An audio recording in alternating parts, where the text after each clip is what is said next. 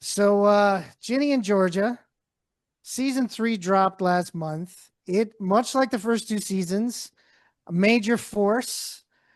Thousands upon thousands of people were chomping at the bit, and millions upon millions of people were chomping at the bit for the show. And now it's here, and this season has been gobbled up just like all the others. But this season, I felt like for Nora, it seemed to be an interesting season for her because she's somebody who usually likes to always keep the peace and everything like that. But at the beginning of this season, she was very much like, I don't know about Ginny's mom, well, with the whole killing and whatnot. So, did you get a lot of reactions from fans? I know a lot of fans binge the show, but did you get a lot of reaction from fans who are just like, "Oh, I'm pissed at Nora this season"?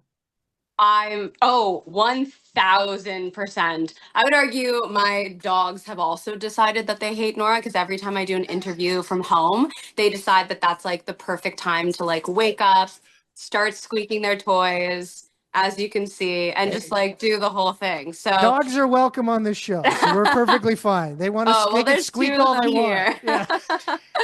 Yeah. But yeah, I think that a lot of people were really surprised that. Hold on, give me a sec. Sally, come here. Sally, Appa, come here.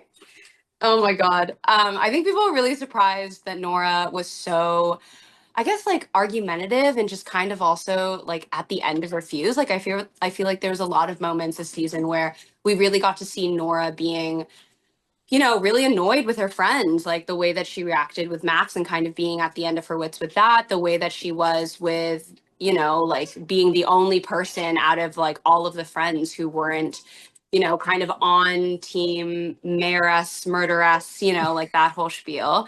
What was really nice was once the deleted scene came out, I feel like that kind of redeemed Nora a little bit. And people were like, okay, there's like a whole backstory here. Like, we can see your side of things. So that really that really helped with all of the people that were like, you get out of here. You have no place on the show anymore. And I was like, all of the people that were like, hate the character, not the actor. I was like, It's got to be a bit of a double-edged sword. Like the strong feelings and emotions are both an indication of how much they care about the show, but also can be kind of somewhat overwhelming. It sounds like, is that it is still surprise you how fervent the fandom is around Ginny and Georgia, like how strongly they, feel these emotions about the characters you guys are portraying. oh, I mean, like we owe 100% of our success to all of the fans. Like our show, I mean, like our show should not have made it through a pandemic and also like a strike. Like we're so lucky that our fan base is so strong that 2 years would go by and people were still like, yeah, okay, ready for the next season. Like, all right, let's see it.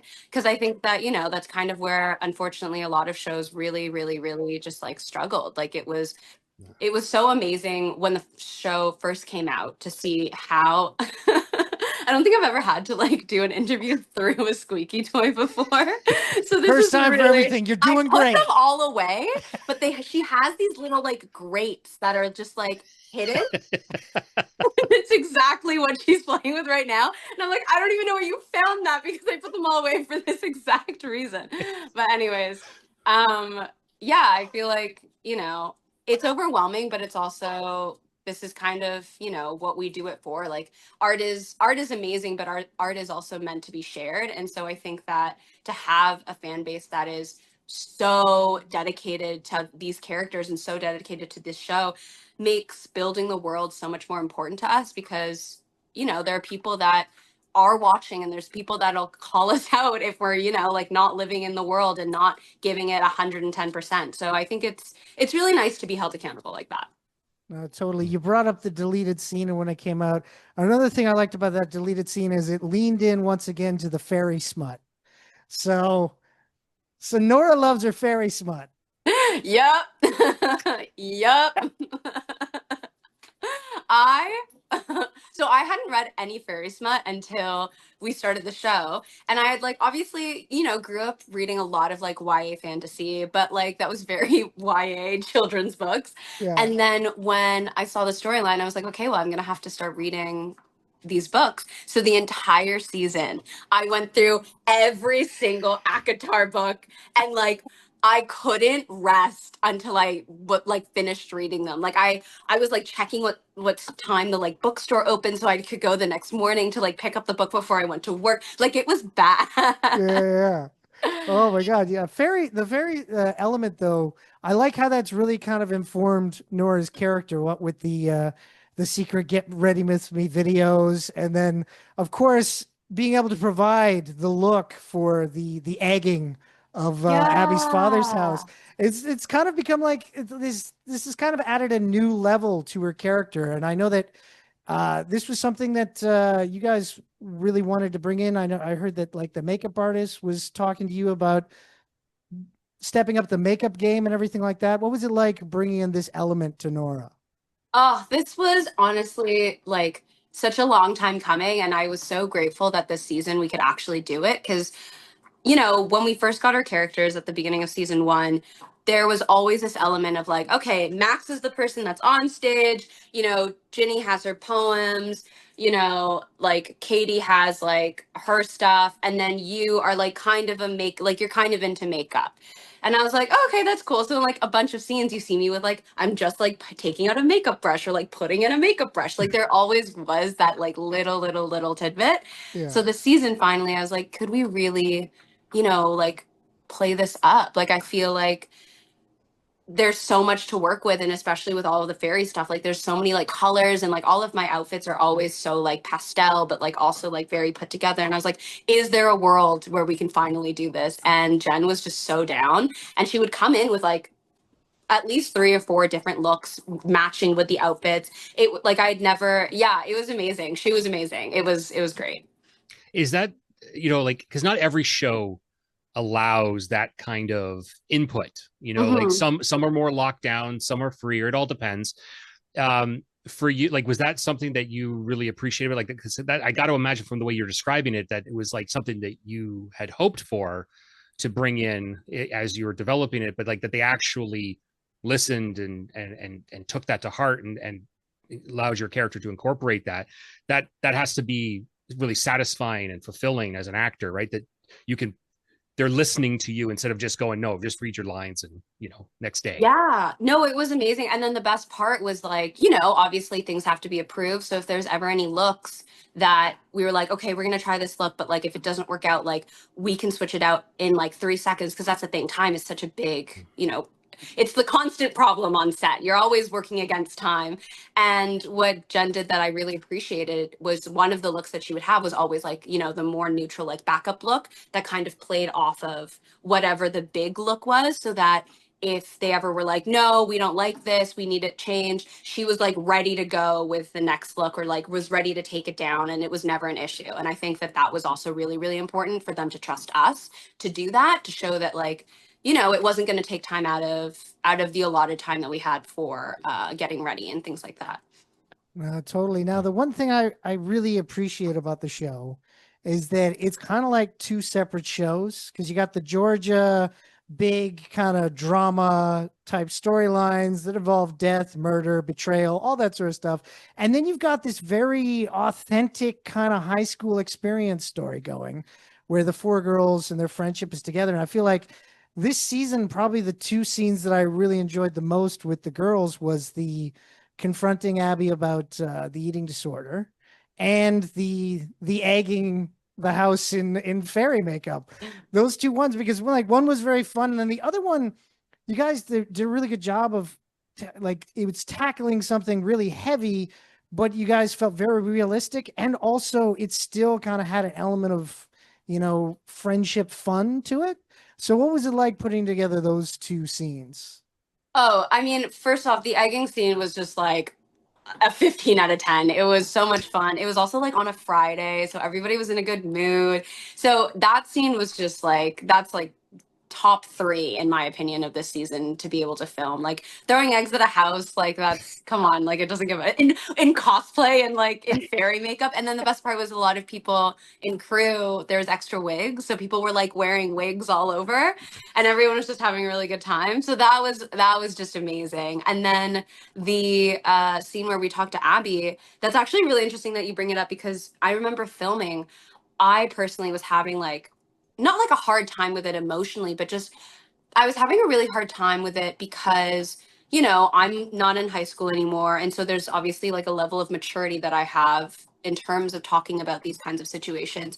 And it was really interesting trying to put myself back into being in high school and having those kinds of conversations. Because yeah, like kids are going through that left, right, and center. Like, you know, everybody. I grew up during the era of oh my God, Thigh Gap Thursday, which was a trend online when I was in high Okay. school. So, you know, and then you look back at like early 2000s, like there's just body dysmorphia, and like all of these things have just been such a constant in girls' lives that, especially in high school, you don't really understand how much it affects you until you're kind of out of that.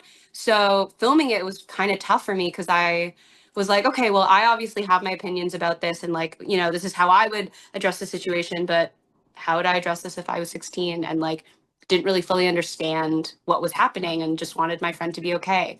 So yeah, that was like a really big scene for me because I found it really interesting to kind of like go back into that place. Yeah, because you know, like that Ginny and Georgia, and there's some other shows, more recent shows as well, that deal with the high school years, the high school experience, you know, like, and like what you're talking about, like a lot of shows when I grew up, a lot of the teen oriented shows were being played by characters in their 20s, in mid to late 20s, some cases, and having to backtrack. Like I got like I because I think about where I was when I was 16, and you know, and where I was at say 23 or 24, and you know, I was a little bit more mature, but like trying to remember even that short a period of time, that 7 year gap, like how to think back. And even, like now I think about it even more, but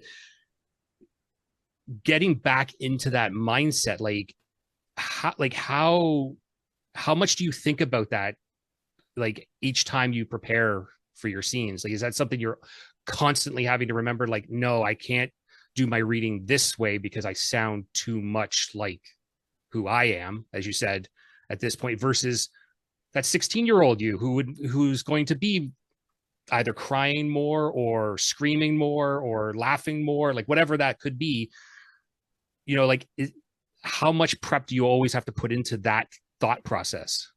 Oh, it's there constantly. Like I remember the first time we filmed season 1, because I had done a high school show when I was in high school, which was Degrassi, but that was just, you know, seamless because I was in those grades. Like there was I didn't have to think at all. I was like, okay, this is perfect.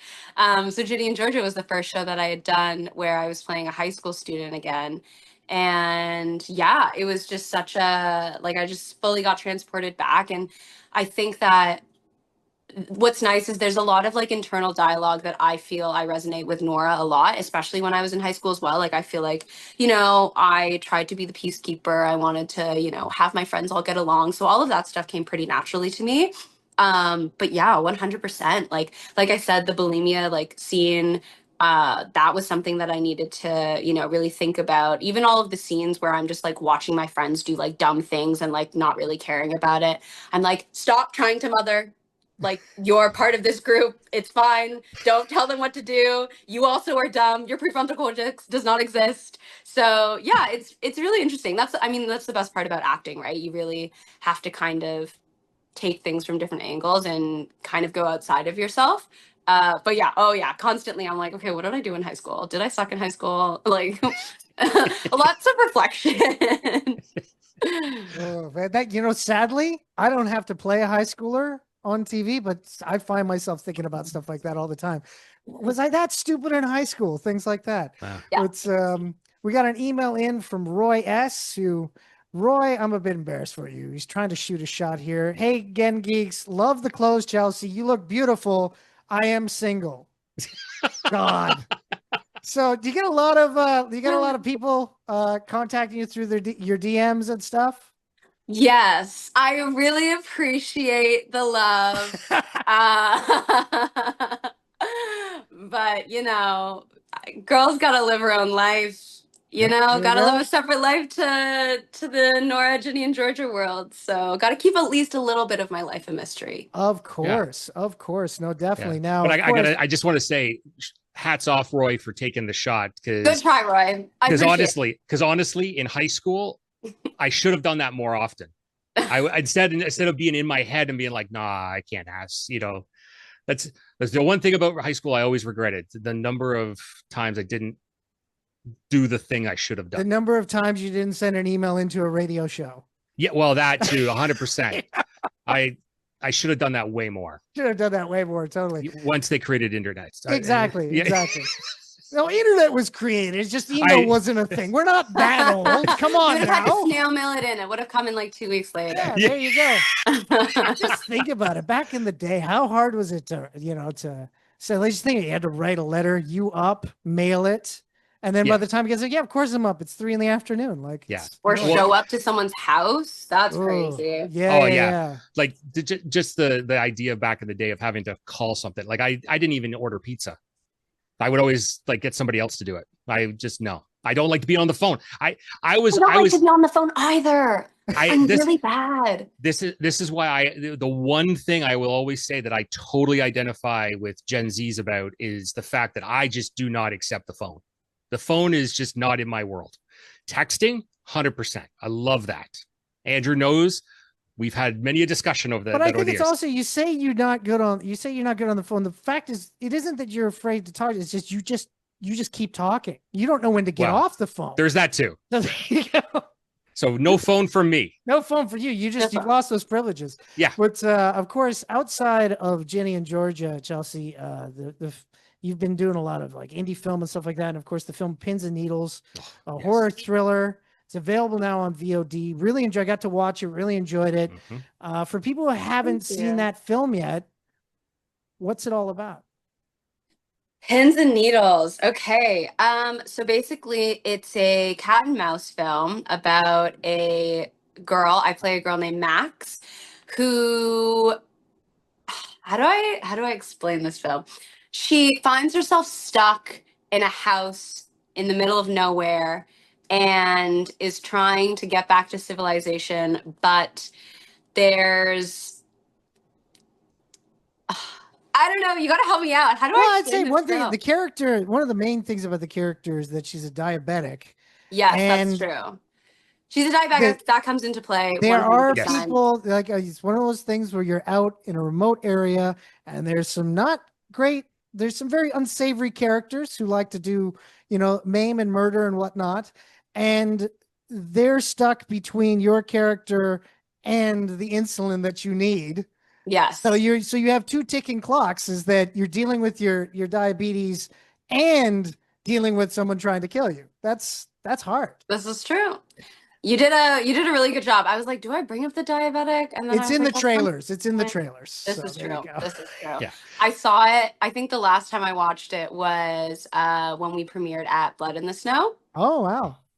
So that was super fun. But I was like, I can't watch this again. Listen, I got to tell you, Chelsea, and Andrew knows this very well about me.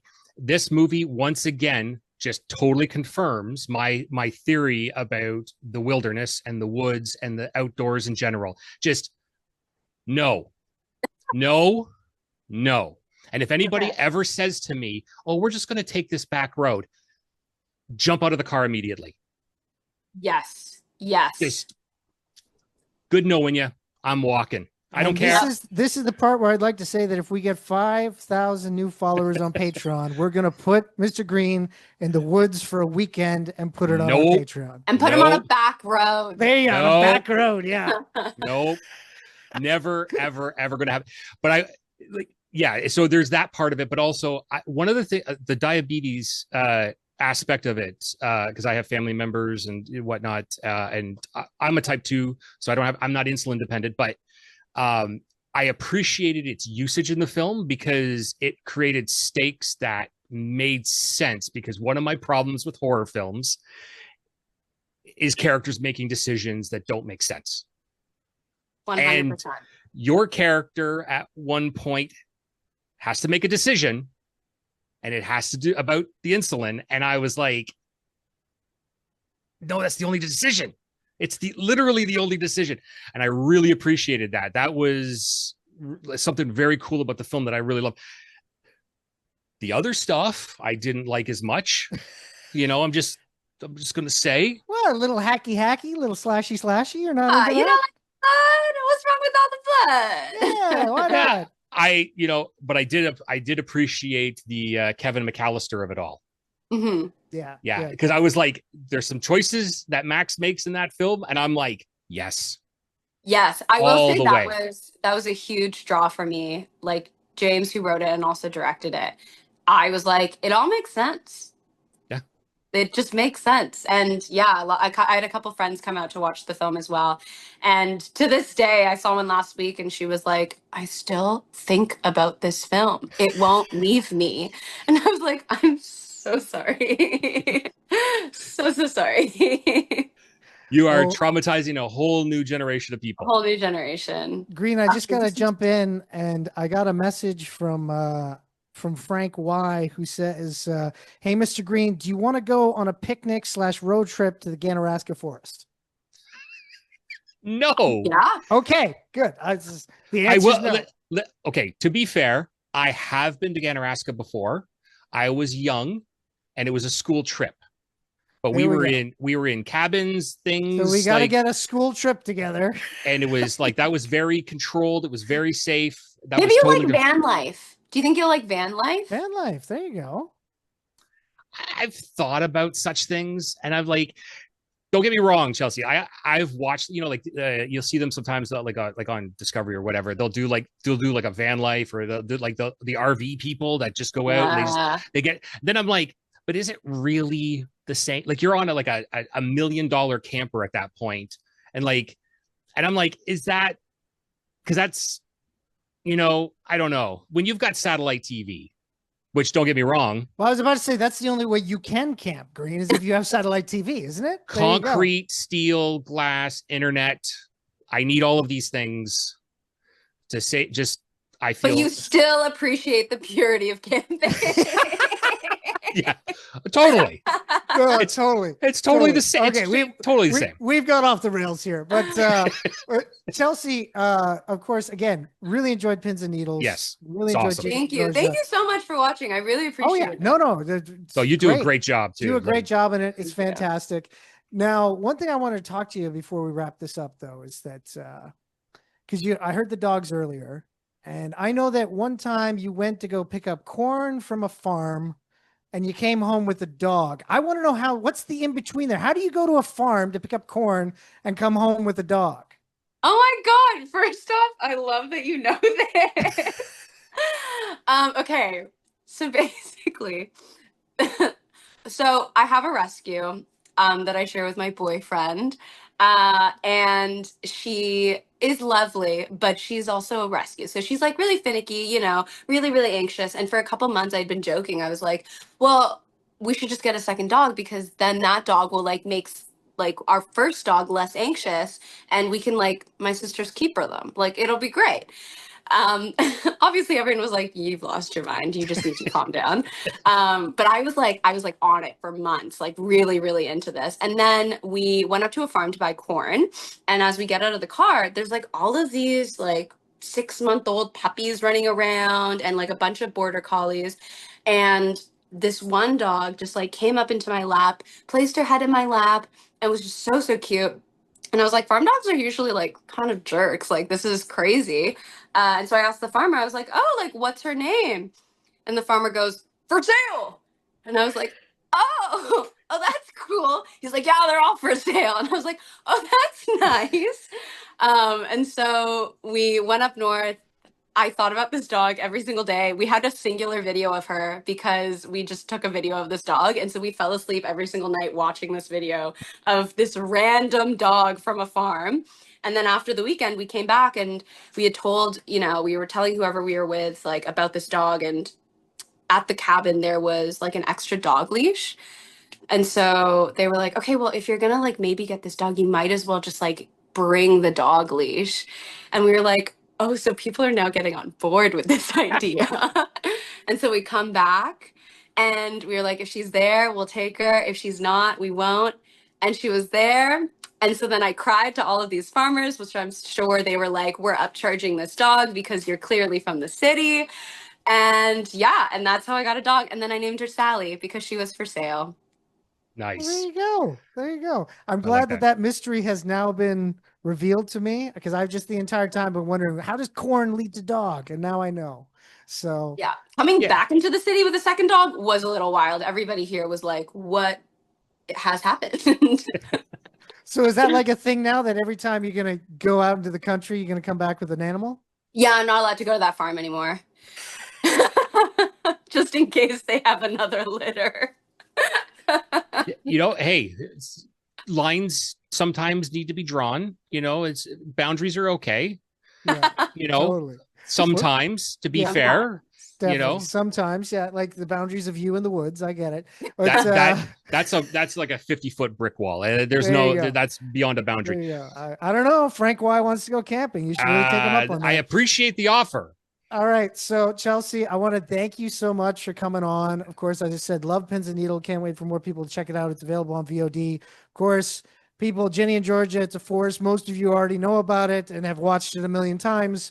But for the small percentage that haven't, it's a lot of fun. Really enjoy the show.